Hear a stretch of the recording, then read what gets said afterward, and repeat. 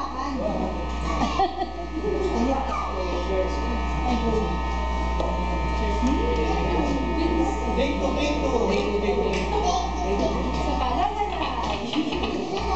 Ay, baka maano. Wag.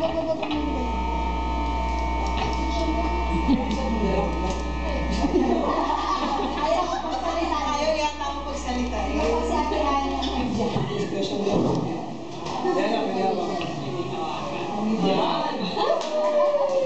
Masyadong maulan yung birthday ko. Magandang kasi ibig sabihin, uulan ng pagpamana.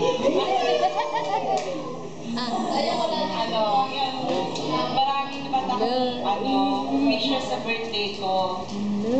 Alam naman yun ni God kung ano yun, mga wishes kong yun. Kasi yung iba, alam ko, unti-unti ko nang naabot. At salamat ako at ito, may another taon na naman dumating sa buhay ko.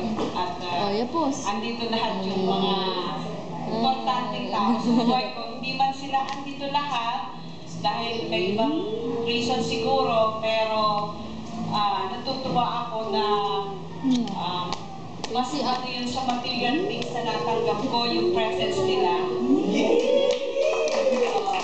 Especially yung aking anak, si Ivan, yung aking manugang, and my cute apo. Naandyan sila. Ay yung gusto ko, yung umattend ng party ng kaibigan, napuyat, hindi kinaya tulog. Pero masaya ako dahil kayo yung kasama ko ngayon sa aking birthday. Siguro in my 43rd birthday, masasabi ko na isa ito sa pinakamasayang birthday ko. Kasi unang-una sa lahat, andyan si God, parang totoong nakikita ko na siya.